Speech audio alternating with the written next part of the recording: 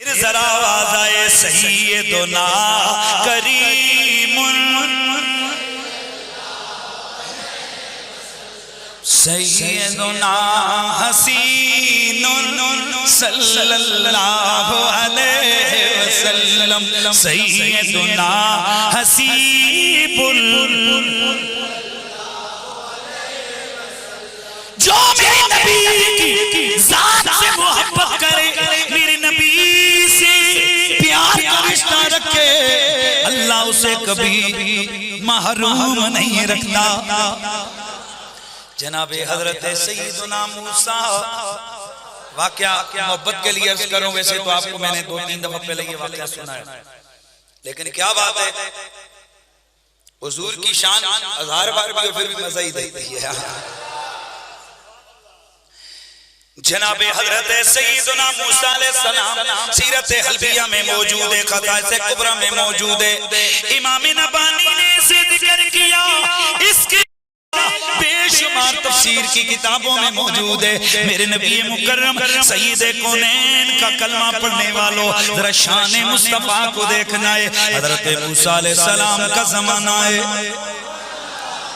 اللہ کے نبی حضرت موسیٰ علیہ السلام کا دور ہے، شہر کے اندر ایک ایسا گناہگار، ایک ایسا بدکار و سیاکار آدمی ہے کہ اس کی عمر 200 سال تک ہو گئی ہے۔ اس دوران وہ ہر قسم کی بدکاریوں، ہر قسم کی غلط کاریوں، ہر قسم کے گناہوں میں وہ مبتلا رہا۔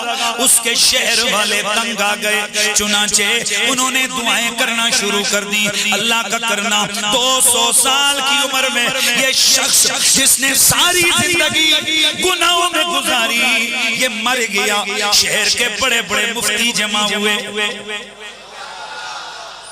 شہر کے بڑے بڑے لوگ جمع ہوئے، کہنے لگے یہ جنازہ پڑھنے مسلمانوں کے قبرستان میں دفنائے جانے کے قابل نہیں ہے، اسی اٹھاؤ، اٹھا کے گندگی کے ڈھیر پہ ڈالو تاکہ اوروں کے لیے بھی عبرت کا نشان بن جائے۔ اللہ اکبر، اس کی میت، اس کی لاش اٹھائی، گندگی کے کوڑے کے ڈھیر پہ جا کے پھینکی۔ ادھر اللہ نے جبریل کو حضرت موسیٰ علیہ السلام کی خدمت میں بھیجا، وحی آ گئی، اے پیارے کلیم،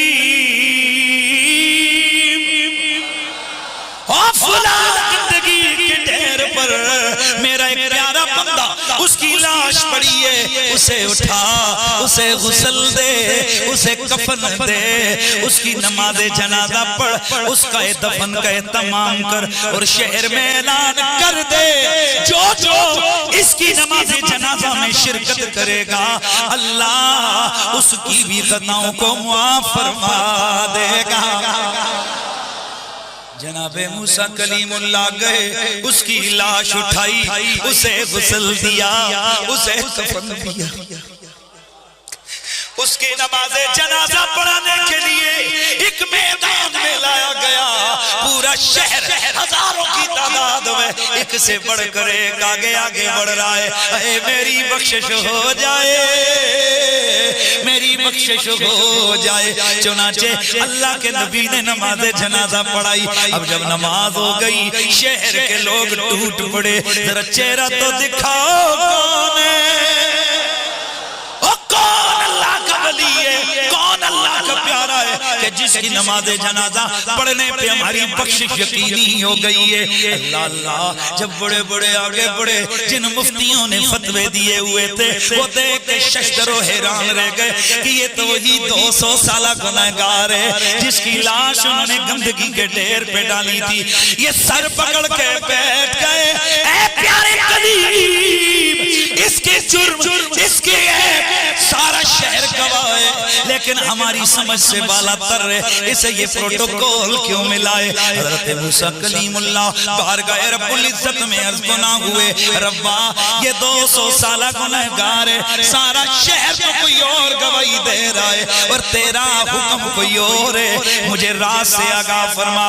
اللہ کریم نے فرمایا، او پیارے کلیم، یہ جو شہر والے کہتے ہیں ہوا کذالک، اس کے جرم اسی طرح ہے، یہ 200 سالہ مجرم میں، لیکن پیارے کلیم اس کی ایک نیکی ایسی تھی، اس کی ایک نیکی ایسی تھی کہ جو اس کے 200 سالہ جرموں پر حاوی آ گئی، اس کی خطاؤں کو میں نے معاف کر دیا۔ ربا وہ نیکی کیا تھی؟ فرمایا پیارے کلیم کلما نشرت توراتا، ہون والے نہیں بولنا جائے، کلما نشرت توراتا فنظر علی اسم حبیبی محمد جعلہ علی عینہ فقبلہ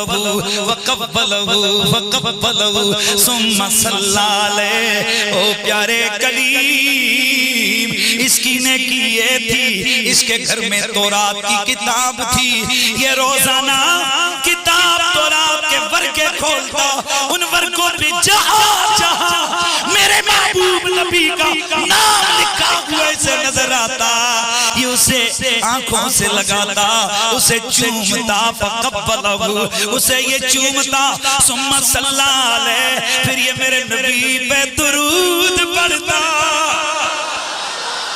فشکرت ذالک فغفرت لہ ذنوبہ۔ او پیارے کلیم مجھے اس کی یہ ادا پسند آتا۔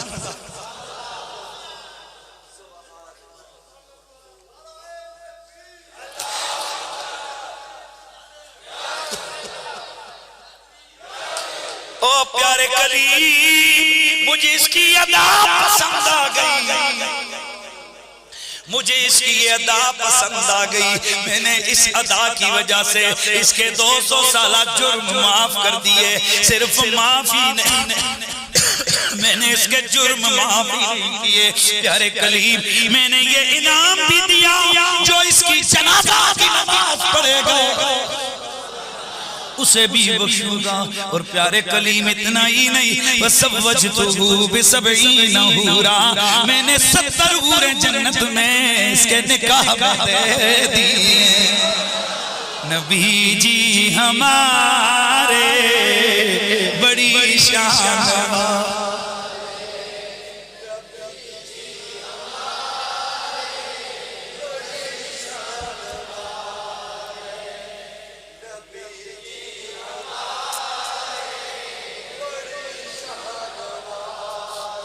لگاتے